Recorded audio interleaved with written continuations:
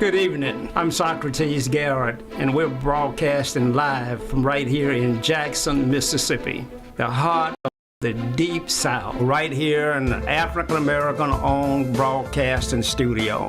We believe digital.com, our own platform.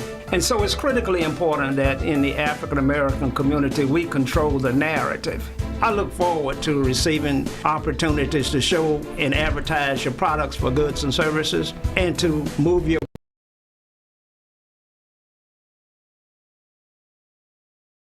community. We're broadcasting live on Facebook. When We Believe Digital Podcast, go to Roku and download our app, and We Believe Global with shows like this to bring articulate, intelligent conversations and dialogue to our platform.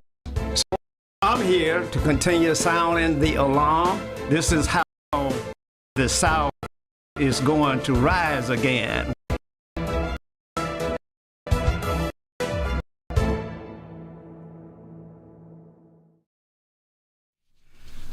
Good evening, and welcome to Socrates Garrett Live. We're broadcasting live from right here in Jackson, Mississippi. Jackson, Mississippi, the capital of the great state of Mississippi, a state with approximately 3 million inhabitants. 3 million people. You know, the last time I was in Chicago, I got nervous because every time I turned around, I bumped into someone. But here in Mississippi, I can drive for days and days and not see a soul. There are places in Mississippi that no man has ever gone. And if you think that Mississippi has changed a lot, then you need to get down there in the swamp on the Pearl River, on the banks of the Pearl River. Last time I took my boat up through the Pearl River up on the north end at the Madison and Lee County line, I saw some things that you wouldn't believe existed today. I saw some rebel flags, and I saw some crosses, and I saw all kinds of paraphernalia that reminded you of the days gone by. Now, as a black man boating up through that area, I became somewhat aware of my surroundings, and I thought that maybe I better turn this boat around and try to get up out of here, because this is no place for a black man to be in Mississippi on the banks of the Pearl River where not many people go. You have people that are actually living in tents out there, living in the woods, living off the land. No houses, no cars, none of that. They actually live there. And it's a frightening experience because I had flashbacks of the days and the times when the Klan would be riding rampart down the country roads at nights with sheets and hoods on, and became a symbol that you knew that who you were, and that you knew that your life could be taken any moment now just because you happen to be a black man in the wrong place at the wrong time. And so there are a lot of things in Mississippi that, take me back to an unpleasant time. But I hate to dwell on that and stay in that environment, so let me shift to some positive things. In Mississippi, we have some of the best weather. It's some 50, 60 degrees here today. The sun is shining. You can go boating, and you can go gardening. You can go bird watching. You can go fishing. You can play golf. It's just a beautiful climate. You can get down on our southern border on the end, down at Gulfport and Biloxi, and there you have the ocean. You can just enjoy the beaches and enjoy yourself in Mississippi, and down in Natchez, the historic site of Natchez, where it all began for many tribes. And so Mississippi has some history, all kinds of history. And when I came back out of Georgia last week, I saw a sign that says, "Welcome to Mississippi, the birthplace of rock and roll and blues." Mississippi, ground zero for all of that. And so we have a lot to be proud of, and we have some things that just won't quite go away. And that's why we remain a deep red state. And that's why we're last in every measurable category that means something in terms of quality of life. We're the most obese state in the nation, the most unhealthy state in the nation, the most uneducated state in the nation, the poorest state in the nation, and there's no reason for that. It's simply a matter of choice. We choose to be that way. We don't have to be that way because we got all of the natural resources. We got natural gas flowing through Mississippi. We got all of the wonderful things that people wish they had that were up in Boston, Massachusetts, or somewhere in Maine, in Rhode Island. Well, you know, who wants to be in Rhode Island where it's cold? Who wants to be in that climate? You know, so the deal is we have a lot going on and we have nothing going on. That sounds like an oxymoron statement, but it's true. Now, if you're watching us on Facebook, then I want you to share this program with your friends and family. I want you to send us stars. I want you to subscribe to this program. If you're watching us on YouTube, we also want you to subscribe there as well. We want you to share this program with your friends and family. If you're watching us on Instagram, you see all of the many clips that we have out there. Enjoy those shorts and those reels that are out there, and then come back and visit the entire show. You know, that's what we need you to do. Now, if you're watching us on WeBelieveDigital.com, our very own platform, then we invite you to choose inspiration and hear some of the best preaching in the world. Choose sports, and let's catch up on Deion Sanders, whom we're going to talk about tonight. You can choose hot topics, and you'll see shows like this one, and Prove Them Wrong with Vince Gordon. And The Hurt Is the Same with Chantel Johnson. A lot going on over there on that network and that platform. We're growing. We're the largest African-American owned broadcasting studio in the Southeast. No one does the internet radio like we do 24 hours a day. No one has the content on the podcast shows that we have. And so, as always, it's a pleasure for me to introduce to you to the co-host, to Doc and Sock, the name of this show. And we will try and get it going right now. Doc, how have you been? I've been doing well, sir. Been doing well. Well, it's good to have you in the studio. Last time we were here, we just couldn't cover the many things that were on our plate. We had a young lady with us, Adrian Stuckey, who I thought added some significance to our program. I can agree. She's very sharp. She's very sharp, but she indicated and demonstrated that a female's brain works a little bit different than ours. We were talking about the tragedy of the young man being buried without his family knowing, and the chaos that ensued, and the Ben Crumps of the world and the Al Sharptons of the world visiting Jackson, and she just had a different opinion about. She thought that somebody needs to go to jail and somebody needs to be sued for millions of dollars. Well, I must admit she is correct on that jail and what I call suing. That's one of the legal rights we all have.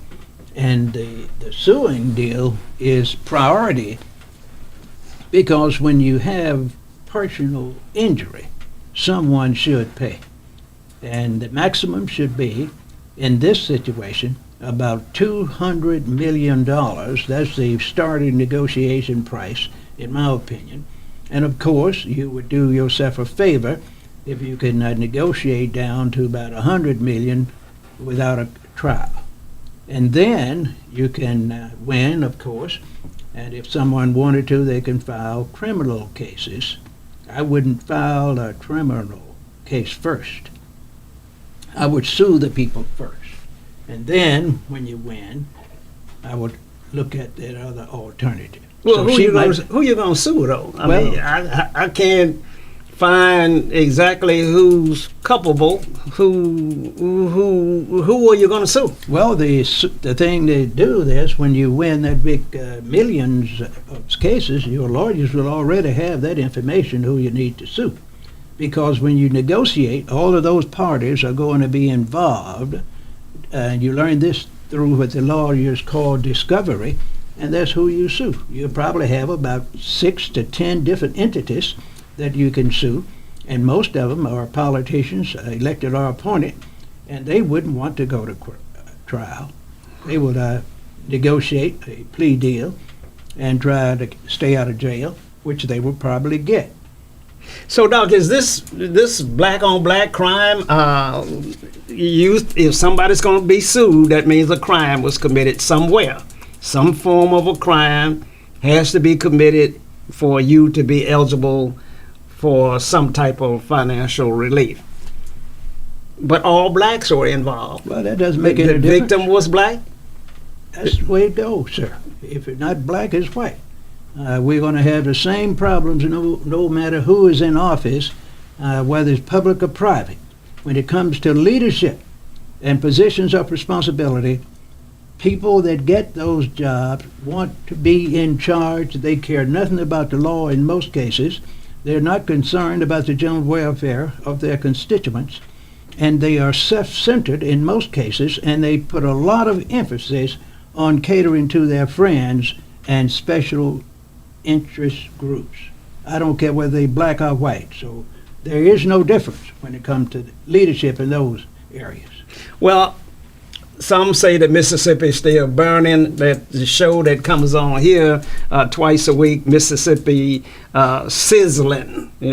Chris Young says it's sizzling. It may not be burning with tall flames, but the fire's not gone. It's sizzling. And we just had a trial here in Mississippi where a white lady ran over a black family and killed the wife and the boy, and they found all kinds of paraphernalia. Alcohol indicated that she was above the alcohol limits, all kinds of things in the car, and 2 people died, and she was acquitted, or at least there was a hung jury last week. They could not find her guilty. Well, that's what's supposed to happen in a case like that in most cases. If you look at who the victims were, who had the ability to do the crime, and then you look at their status in the community, and then the next thing you have to look at, the lawyers and the jurors. We do not have a fair legal system in America. We do not have a fair juror system. Many times the jurors are appointed or selected because of their thinking about certain issues. And you know, as not being a lawyer, I do know from what I've seen that lawyers do their best to select a person that's going to vote in their favor if they are the prosecutor, or if they are going to be defending the client that's suing for something. So usually the one that has the most money and has the closest relationship with the judge, they usually get the favor in the jury selection and appointment process. I'll take you back to Money, Mississippi in 1953. At Emmett Till, a white woman said he whistled. The man was brutally murdered. No one was ever charged. No one was found guilty. And the white woman was the centerpiece in that trial. Here we have currently in 2023 a white woman that ran over drunk and driving, DUI charges, ran over this family, killed 2 people, and she gets a hung jury. Well, that's I can't. My question to you is: can a white woman be convicted in Mississippi of doing any crime? Of course you can. It most certainly, but it's not usually on the lower level. You have to appeal and go on, and if you have to go to the Supreme Court, do so. Black folks don't get speedy justice in America. You have to have the ability to get the best lawyers around. You must have access, directly, indirectly, to about $100 million if you have a case, because it's going to take years to settle it when white folks are involved, especially if they kill what they call historically a insignificant person. Black people have never been considered significant in America, anywhere in this country. We have always been exposed to hangings and lynching, poisoning, castration, and everything else, and it is done with impunity as far as destroying black people, male, females, children, whatever.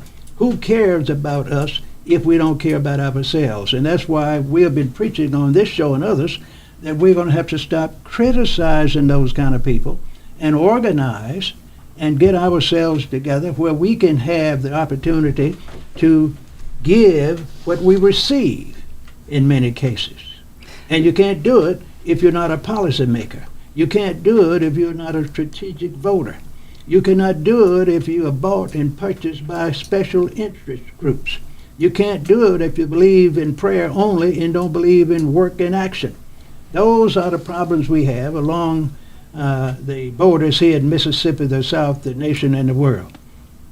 Believe it or not, as we criticize people that's in government, that's in the churches, the big corporate leaders and all, I tell you and been telling you for time, they love that criticism. They're like Donald Trump. He loves to be criticized. That energizes him to the point where he's going to say something else that's a little worse than you criticized him about yesterday. But usually that bubble will burst. But it takes so long, and people don't remember that they were winning and now they are losing. So our day will come. And since you were talking about the bad parts in Mississippi, I see that you are 100% correct on what you said. But I have another side to show that if one would look at the good parts of this state and take advantage of the great opportunities that are available here in Mississippi, they will be surprised at how life will start changing in 30, 60, 90 days. And some of the best secrets that we have in this state that people don't take advantage of, and I'm talking about black folks and poor white folks, and that is the education system and opportunities we have with all these churches we have. Many people don't know that Mississippi has the top-tiered community colleges in the nation. 16 public community colleges and 8 or 9 what we call private community colleges or two-year colleges, have some of the greatest black colleges and universities in the nation, along with the very top-rated white colleges and universities. Now you hear me saying black and white. They are still black and white colleges throughout America.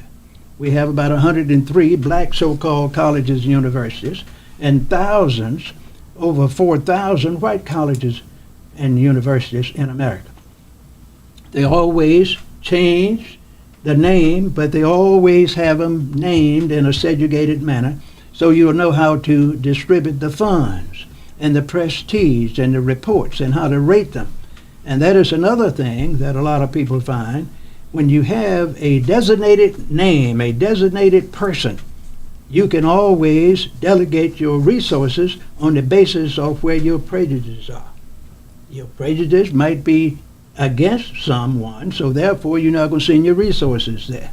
If you're for them, you are going to send your resources. But if you train people to believe just the opposite, those that are involved at the lower end of the tier, and tell them that they are not significant if they go along with the status quo for themselves, convince them to depend on you and say you are the right king, I say king now, or queen, or the policymaker, you can get them to move into your direction. And that's why black folks are never satisfied with anything that is produced by the so-called majority politicians or the majority executives in the corporate world. When it comes to making selections, black folks will never be satisfied with the appointments and selections that black folks make, even when they give them an opportunity to rule in their interests.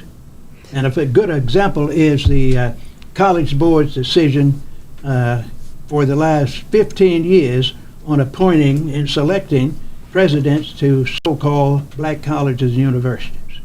Now, Doc, your optimism is inspiring, and I'm glad that you feel that there are opportunities in Mississippi. But you have to acknowledge that we're the poorest state in the nation. We got the worst economy of any state in the nation. That's how you get poor, not having an economy.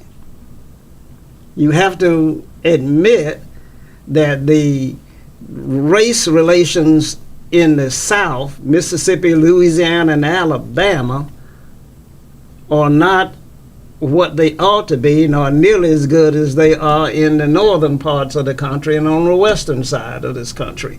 You have to admit that. Well, I could admit that, but still, with all the great opportunities we have in the state, and I just told you about the great education institutions, a lot of people don't know that if you are in Mississippi, in the great state of Mississippi, and you are 16 years of age, if you don't have a high school diploma, you still can go to some of the community colleges and don't even have to get a student loan. You can get your equivalent high school diploma without paying a penny. Many times you can live in the dormitory. You have long-term and short-term programs where you can get a chance to get certification free of charge. In most cases, they have counselors and placement people there that'll get you a job when you finish the program, and on and on and on. And if you do well in those programs, many times that would lead to a stronger or better opportunity at some of the senior colleges in the state. And this is available right now in Mississippi. Well, no. There's no reason why one that's saying they can't get ahead economically not take advantage of some of these opportunities. And the good part I'm going to say, and then I'm going to be done for a while, once you get in these positions without nothing educationally and get a certification of something equivalent to a high school diploma, then you have two other institutions that's just waiting for black people and poor people and others to take advantage of. That is the National Guard or the Army Reserve. That's where you go when you don't have another choice. If you're able to get in those institutions, you don't have to love them. You get in and get additional training. You get a chance to take advantage of what they call the GI Bills and educational housing opportunities and others, even though they're going to be racist in those places too. But at least you'll be in an opportunity and you have a chance to grow, and you have more intelligence, and you have the economic ability then to hire you some lawyers and file cases and charges against people and take them to court, and at the same time use your economic power and boycott people without even announcing it, and go on and build more businesses for yourself. And then you take advantage of the areas where you're in the majority, started on the precinct level, and rule certain areas of activity. Now, Doc, and I'm glad you're sharing this. I'm really glad that you're pointing out that things can change. Of course they can. But then I want you to deal and share with me the historical facts of how we got 8 universities and how we got 16 community colleges in the poorest state in the nation. Here we have more colleges and senior colleges and junior colleges than any other state in the country. Now, we have fewer students in all of our 8 universities than they have at UCLA. We got 8 major universities. Let's count them. We got Ole Miss, Mississippi State, we got Jackson State, we got Alcorn State, we got Valley State, we got the MUW, we got Southern, and we got one more, Delta State. Delta State. Now we got 8 of these major universities, and we got fewer students than they got at UCLA. But now the other part, you have 5 or 6 that you didn't mention that were private, that are private or religious institutions. So that's what I'm telling you. There's nothing but opportunity in the state of Mississippi. And I know what you are saying. Well, we have all these things. This is good for the state because if you look at the historical facts, all of those schools you named, except 2 or 3 of them, were set up for the ruling class and their friends and relatives. All of them, Ole Miss, Mississippi State, Delta State, all of them. Now, do you acknowledge that these were put here during the times of slavery and designed to keep black folk close to the farm, close to the plantation? It wasn't designed so they could have great opportunity. Of course and not. That's why you got Mississippi Valley State and Delta State. You probably could walk from one school to the next school. Well, the thing is, that's the historical fact. But now you can't let your history determine your destiny in the future. Now, what you look at, if the opportunity is there, you have to take advantage of it. Okay, regardless to how it was created. That's right. You take advantage of it. If the money is in the bag across the street, on your side of the street, there's none. You figure out a way to go across the street and get the money in the bag. Okay. And you use it wisely by pooling your resources, creating your own leaders, setting up yourself politically, economically, and socially, and control where you are and build your area, and others will come to you in the long term and start begging you to learn what you know to get all those advantages that you didn't have, that they designed for you not to have.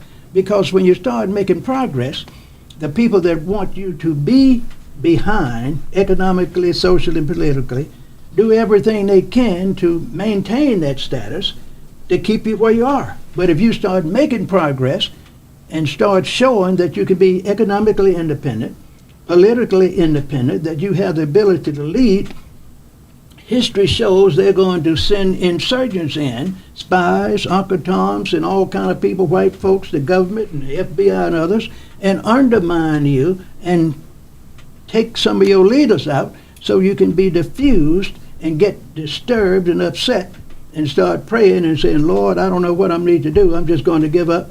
And then you're back in the same situation. We got to get away from that. Doc, we're going to deal with this when we come back. We're up against a hard break on a commercial. But when we come back, I want to know, would it be better for Mississippi to be more prudent if Mississippi would eliminate all of the duplicitousness that we have in our 8 universities and our 16 community colleges? Should they be reduced, done away with in many instances? So when we come back, I want you to share with your thoughts about that. Well, I sure have some. Great. And I don't mind sharing them. We're up against a hard break here. You're listening to Doc and Sock. You can call us at 800-492-5186. We'll be right back after this commercial. Have you had your Earthblend coffee today? At Earthblend Coffee, we take pride in offering you the very best of beans across the world, blended and roasted to perfection, giving you superior quality and satisfying and flavorful taste. Experience the world in one cup with Earthblend Coffee. To order, visit earthblendcoffee.co now. Socrates Garrett ENT.com is a diversified firm specializing in recycled aggregates and crushed concrete. Socrates Garrett ENT.com's recycled materials provide the construction industry with significant economic and environmental benefits by recycling clean concrete rubble into M.Dot grade rock materials. Recycled aggregates and crushed concrete can be applied to driveways, road construction, bank protection, parking lots, general bulk fills, and more. For more information, please call 601-896-0084 or visit us online at SocratesGarrettENT.com. Welcome back. This is Doc and Sock. We're broadcasting live from right here in Jackson, Mississippi. Now, you call us at 800-492-5186. Now, a lot of people are trying to get this program to be syndicated on their radio stations. This program is also aired on the internet radio station, We Believe Radio. And we would love for you to carry this program on your internet radio stations in California, in New Mexico, in Cuba. We'd love for this program to be out there. This is the kind of content that would help you regardless of where you are, if you are a struggling people. Now, I don't care if you're struggling white people or struggling black people, but there normally is a reason for your struggle. There normally is an oppressor that's there in place. Now, but despite my co-host's optimism about you can find a way out and you can pull yourselves up by your bootstraps and you can go on to become anything that you want to come, he who starts last in the race is going to remain last unless he runs faster than everyone else. And it's hard to run faster. It's hard to do that. On occasion, it can be done. Now, you call us at 800-492-5186. Facebook, Share the program with your friends and family. Center Stars, YouTube, subscribe. We Believe Digital, donate, subscribe. Instagram, watch reels and clips. Doc, I want to get right back to you. These HBCUs and all of this 8 major colleges and all of these 16 community colleges on a poorer state in the nation is a strain on the budget, on the taxpayers' budget. Should some of them be eliminated? No, of course not. Okay. You don't have to eliminate them. Now, if you didn't have them, you probably wouldn't build them, but since they are there already, they have their own mandated legal territory. They have their own boards of control.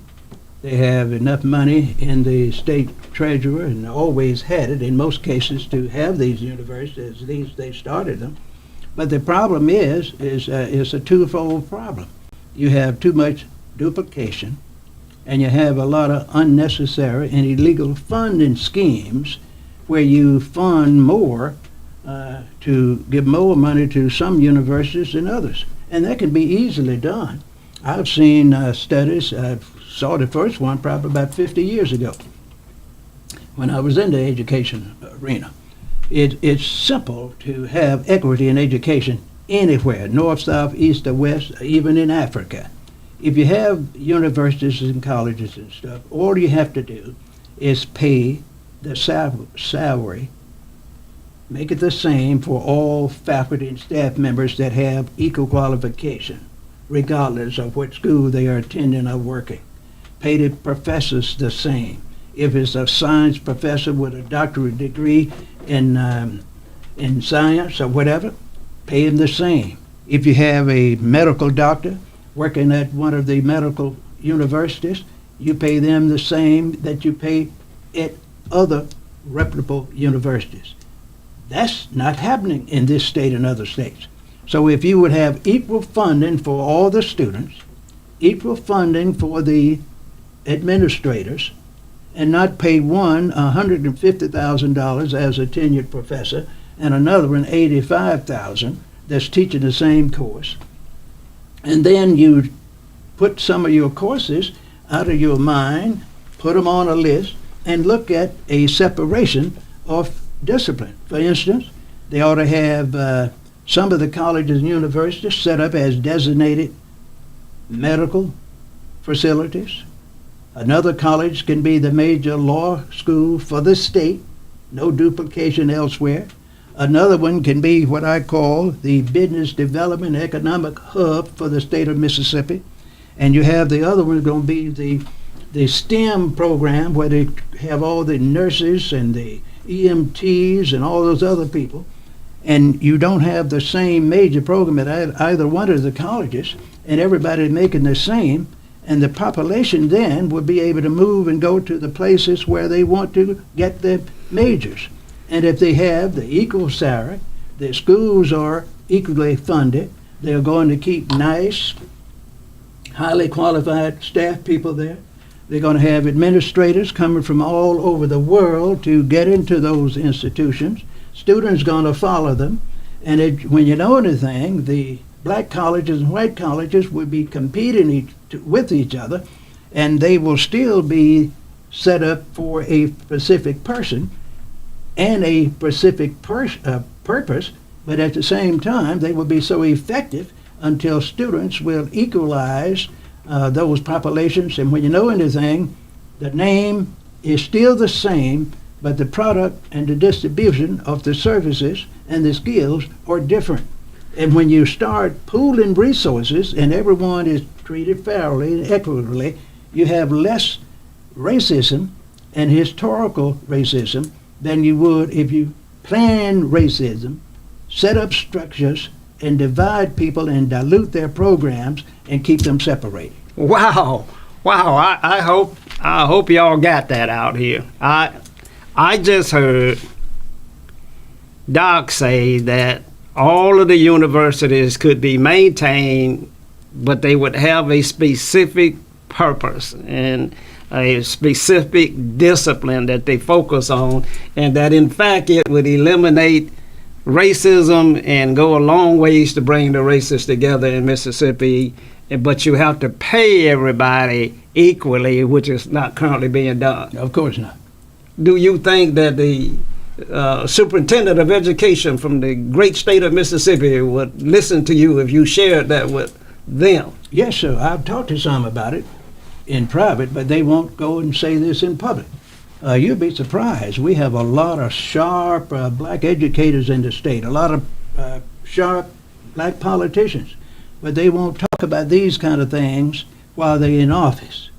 Well, they can't do anything after they leave. Well, I know that, but they don't want to lose their jobs. They are so-called spheres of influence. And there will be a few that you have to learn to do like the other people are doing. You find a few here and there and get them to expose their ideas, but you have to make sure you have a good job for them once they are fired.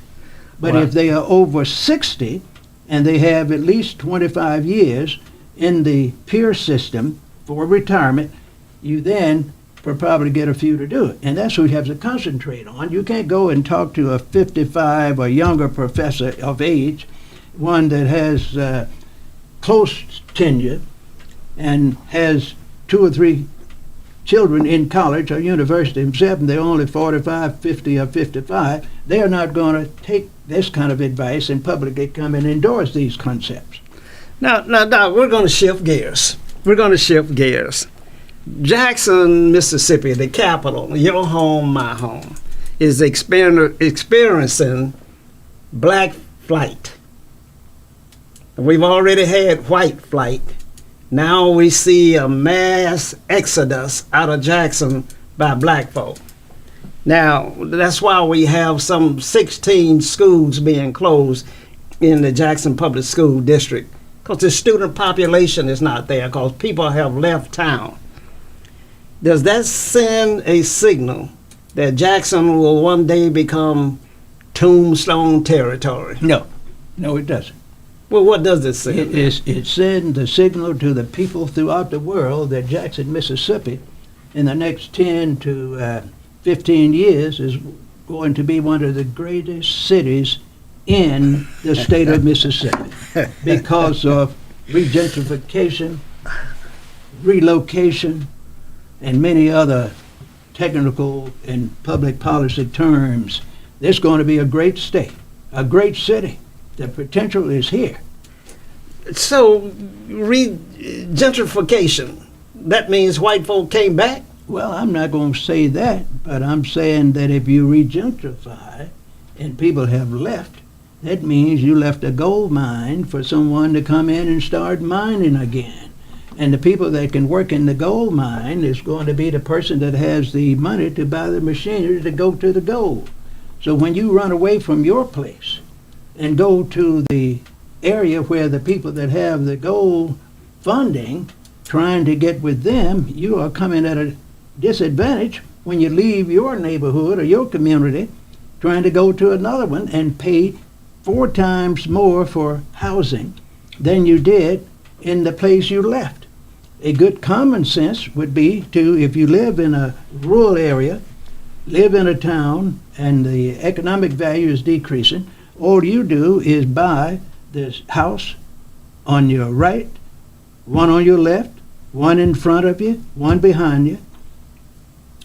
Consolidate those areas, tear down 1 or 2 of the houses, make one a garden, make one a park, and fence them all in and pull them up economically so you can sell them.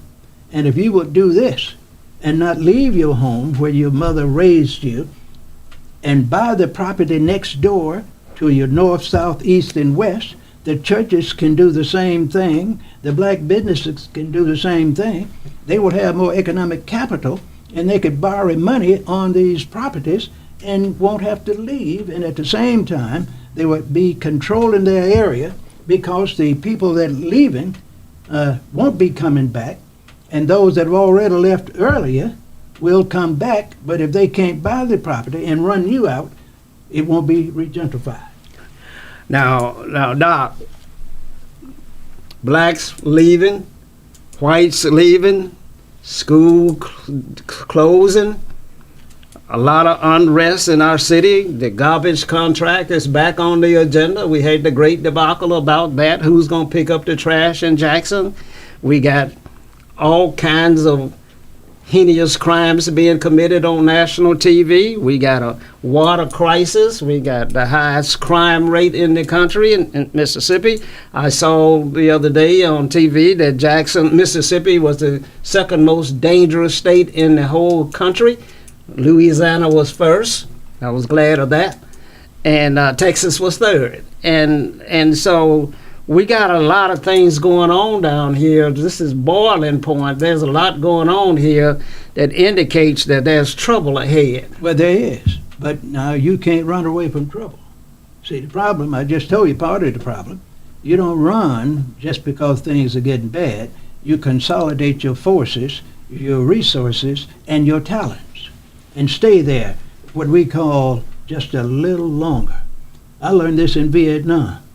When you have a duty to protect yourself, sometimes you have to leave the base and go and put a little camp in the midst of the enemy. And you fortify yourself, dig in, and have your support to come from the outside, and you stay there and fight like hell. And sooner or later, you're going to win or lose. But now if you run away, I guarantee you, you're wasting your time and you're going to lose forever. And that's what black people have done and other poor people that left areas, because the white people, or I would say the Europeans, will own Jackson. I went down to the courthouse not too long ago looking for some property, and I was talking to someone I know well, and they say, well, a lot of LLCs, limited liability company, buying all this property around up in here. I said, who are those folks? Say, I can't tell you who they are, but you can pull it up, can't you? And we pulled it up, and you find that there are certain people all over the United States, all over Mississippi, buying Jackson, and many of them and their families lived in Jackson. So it's just a matter of 7 to 15 years for the whole structure in Jackson, Mississippi, Memphis, and many other cities. I have a list of them here. About 10 more cities that's going to be changed in the next 7 to 15 years. Well, and the economic power is so great in Jackson until if one would stay in and buy the old raggedy house next to the one he is living in, the churches do the same and the black businesses do the same, you'll find a revolution. People will be begging to move to Jackson and to Mississippi. Well, to your point, I saw that the Secretary of Agriculture said that there are a lot of foreign interest, people from outside of Mississippi buying Mississippi land. Of course. China. That's right, China. The Russians, and a lot of them oligarchs in Ukraine and other places, and over there in Europe, and some of the so-called African rich people are buying land by the thousands of acres in Mississippi. And they have their underlings over here already, and they are preparing themselves so they can take over.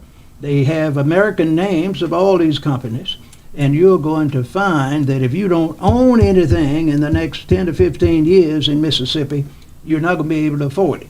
So If you own something, you better not sell it. Wow, and blacks historically don't own much in Mississippi. They don't own much anywhere in America. Wow. So we give our money to other ethnic groups. Now, Doc, you mentioned Vietnam, so I'm going to shift. Thank you for serving. Thank you. Now, you brought in this statistic about the invasion or the war, Israel and Palestine. Share with us what the statistics are saying, who approves and disapproves of this war. Okay, now I want you to know, this is a generated study that was put out by a major study group, and we have the information here. They did a survey of 1,013 adults in November 1st through the 21st. November 1st through the 21st, 2018. And it says here, America split on Israel's invasion with partisan gaps. It says that the American people are very concerned about what is happening in the Middle East, and especially in Israel and those people that's called Palestinian. To give you an example, the total adults, 50% of them approve of what is going on, and 45% disapprove. The Republicans, 71% approve of the Israeli invasion and the Palestinian outcome. 23% don't. The Democrats approve it, 36%. 63% don't approve of what's happening. And the independents, almost 50-50. Independents disapprove. Now, there are a few percentages there, according to this study, about a 2 to 4% margin of error. So this thing is so close until that's why you have so much controversy. Most people believe that they're almost right, and other group almost equally believe they're almost wrong. So when you have a group where you are not satisfied with their activity, tomorrow you're feeling better, the next day you're feeling worse, that things are getting bad, you are going to create a situation where in 10 years, here I'm going now with term limits, in the next 10 years, it's going to be 10 times as bad. This problem can be resolved in a very short period of time if they do what they didn't do originally. When the Europeans got together, England, I would say the British were the main streamers there. When they went over there and took that land from the Palestinians, gave Israel an opportunity to create their own state, they started an apartheid system then. I'm not going to go into the history of it, we don't have time, but they displaced a lot of people. And then they used that old gerrymandering map and say certain Palestinians can't live in here, the Israeli Jews going to live here, the Zionists, that's what they called them initially, and that's a political and social group. You know, most of them had close contacts with economic means, and they decided we're going to treat these people like they treated the blacks in Africa, like they treated the blacks in America, just like they did the blacks in the Caribbean area. And that problem can be resolved if the same groups that got together, the United Nations and all the others, look at this situation again, if they want to solve the problem now, divide up that nation with input from the Israelis and the Palestinians, give them equal funding. Equal funding is a dog catcher. And they decide they're going to have their own government within a certain boundary. They're going to give them money to rebuild the infrastructure in both areas because the Israelis are bombing their own state. And, the Palestinians and what they call the Hamas, they are just people living in their former territory. They don't control anything. And if you would give them their land back through negotiation, and they would have to determine the size, and let each build its own infrastructure and control that infrastructure. And this is so bold here, and you will never have a war in that region again among those two if you give each one of them equitable, limited nuclear power. You will not have that problem again because in the next 10 to 15 years, those people now that are suffering the most are going to be meaner than they are today. And then the Americans are spending millions and millions of dollars over there, and the group here shows that it's almost a 50-50 deal. Some think we are wrong, some think the Americans are right. Now, Doc, Yes, I don't think we can take the chance of giving more people access to nuclear weapons. Well, let me tell you, I just don't think we can. Some people just should not have that kind of power. Okay, then. You think that's something new? What? Over 17 different nations in the world have nuclear power. They've had it for years. It hasn't been used yet. But doesn't it It's a concern deterrent. you if No, we it have does not. 17 nations out there with nuclear No, power? it Doesn't that concern me. you? It doesn't concern me at all. I feel good about it because I know those nations that have it for a reason. A good example, North Korea. They have it for a reason to protect themselves. They know that they have the ability to do certain things with it. The others know they do, the Europeans, people in America and otherwise. And they are going to be very cautious about using it because most of them that have a little sense know that everybody will be destroyed. No matter how good or bad you are, sir, you don't want to die. Most people just don't want to die. Well, I don't think they do want to die, but the deal is we can't put that kind of power in terrorist hands. Look at the number of mass murders that are occurring in the U.S. today, where people are just getting out of their bed and going to shopping centers and killing 16, 20 people. You can't put nuclear weapons in the hands of the mentally deranged people like that. But they already have it. They already have it. But if you distribute it equal, it is just like having a situation where one man has $100 million, Mr. Socrates Garrett, and Eldridge Henderson has 100,000. You're not going to have any respect for me. You're going to dominate everything I have. You're not going to give me any respect. But if I had 100 million like you, Mr. Socrates, you will give me respect whether you like me or not. Because I can buy you out at any time, or you can buy me out. Or I could run you out at any time, or you could run me out. And since you like what you have, you're going to just try to negotiate with me, keep me peaceful. I'm going to do the same because I am in a solid position. And that's what the North Koreans are doing. They are small, they are totalitarian, and they are not afraid. And even as they are, they're going to pretend they are not. And they are not going to use those weapons because they have a detection system where they can determine to pull the switch, and they have so many seconds where they can push it down, so to speak, and not use it. And people are not going to take a chance. People are not going to take a chance on using those weapons. Now, they did use something similar during World War II, with the atomic bomb. Of course they did. But they didn't use it on military targets. They used it on civilian cities.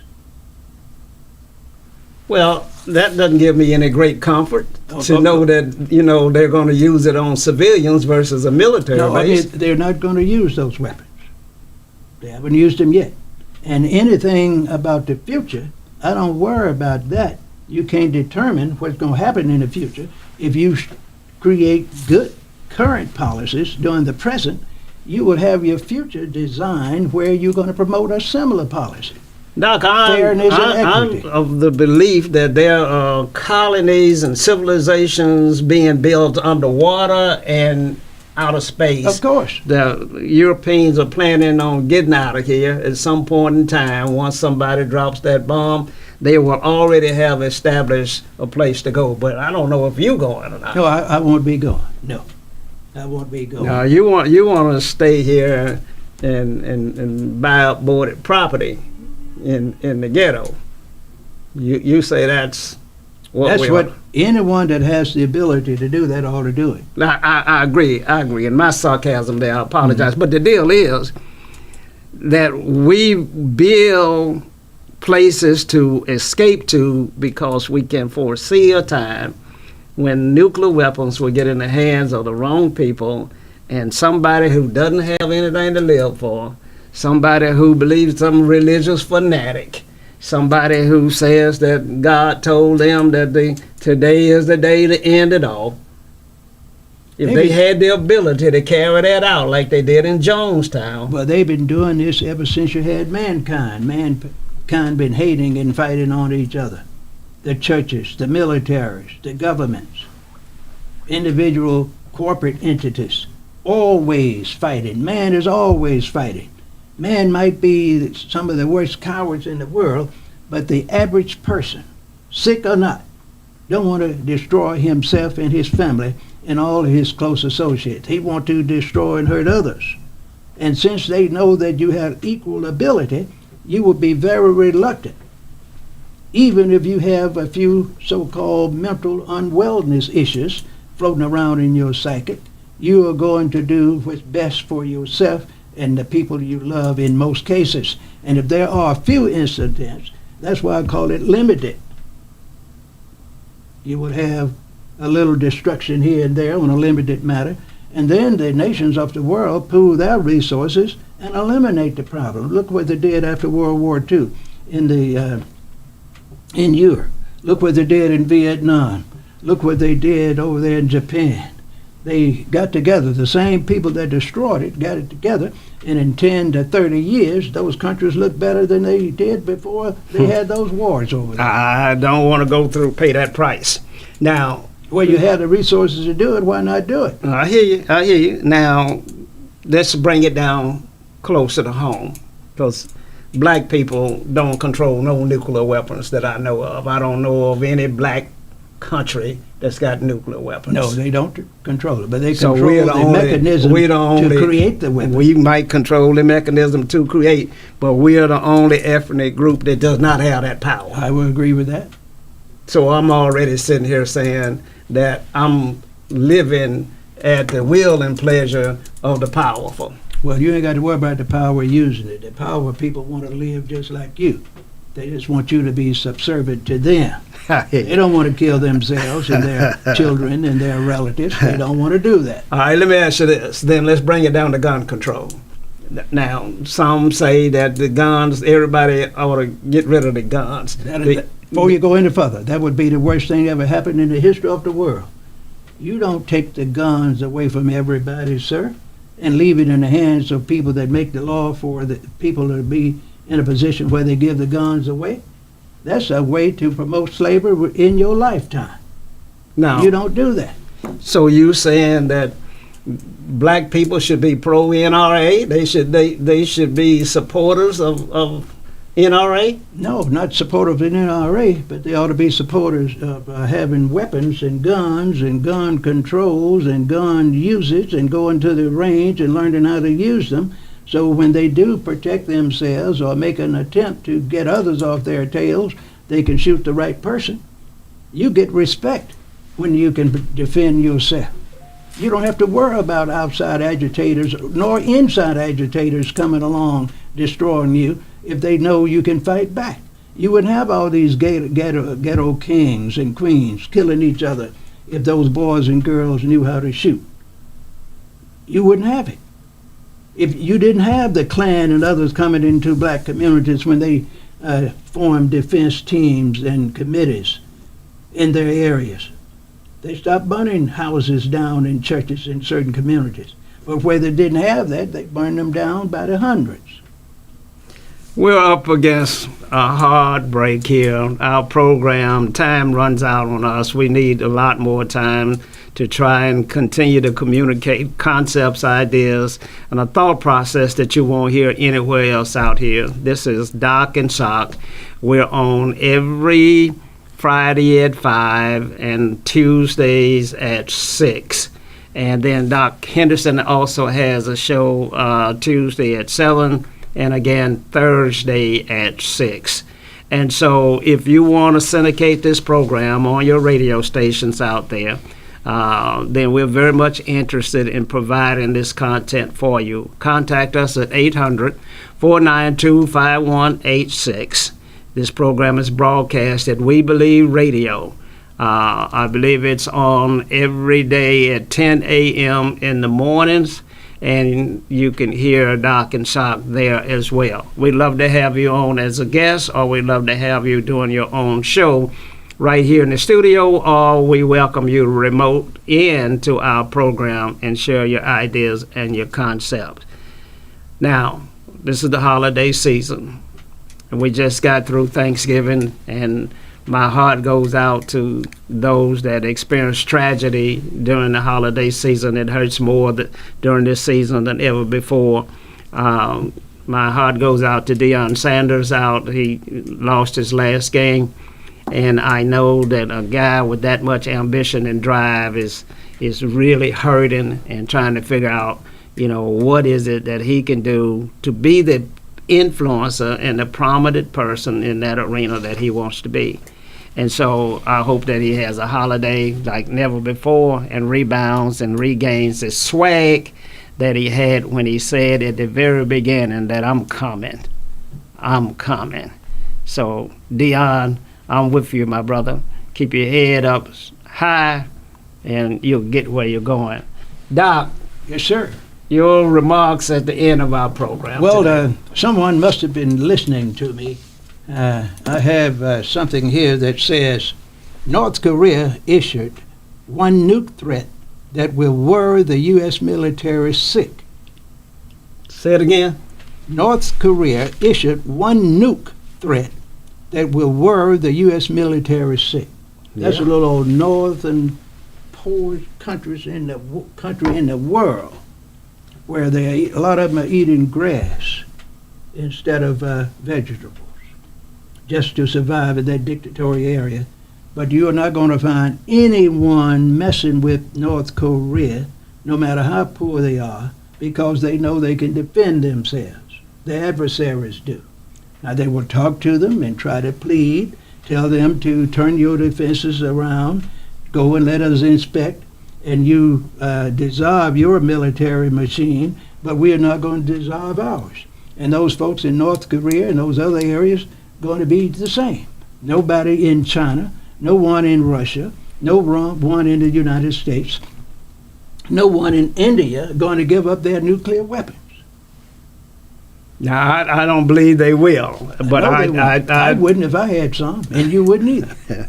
No, I don't believe I would if I had it, but since I don't have it, I don't want you to have it either. That's being selfish. Well, I don't know, but as a black person, and no black person has any nuclear weapons, so I don't think it's to our advantage and the safety for others to have nuclear weapons, and we sit here like sheep, cannot defend ourselves, and cannot even influence those that are making the decision. Well, we might not could do it today, but we could do it tomorrow, so to speak. Okay. You don't worry about the day and say it's going to be permanent, Mr. Socrates.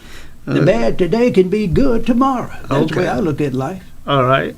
Well, Doc, we're out of time. Tell us how we can get in contact with you, how those that need to get you to come and speak to them and things of that nature. Well, folks, you can get us at 601-201-1957. That's my direct line. And you can get us at clu369@gmail.com. And, of course, you can call us at 1-800-492-5186. And we'll come to your church, your school, your community organization, meetings, and anywhere and give you the real news and teach you how to organize versus criticizing the human enemies of mankind, their relatives, and their supporters. You criticize people too much. You need to organize, gain the resources you need, use your own talents, and you will have more respect in the long run, and it doesn't take a lifetime. But if you keep on praying and no action, no force or self-protection, nothing but prayer, you are not going to get very far than where you are. Giving away your resources instead of pooling your resources and buying land in the area where you think you control it, instead of leaving and getting yourself in debt and causing problems for 3 generations. That's it, folks. Well, tune in to us every week. We need you to join this program. Those of you on Facebook out there, go on and send us stars. Share this program with your face and family, with your friends and family on YouTube. Then hit the subscribe button. Over on WeBelieveDigital.com, we want you to hit the donate button. And then we want you to listen to We Believe Radio 24 hours a day. Go to the WeBelieveDigital.com, scroll down, hit the button that says We Believe Radio Listen Live, and you're on. Until next week, we want you to stay safe and good evening.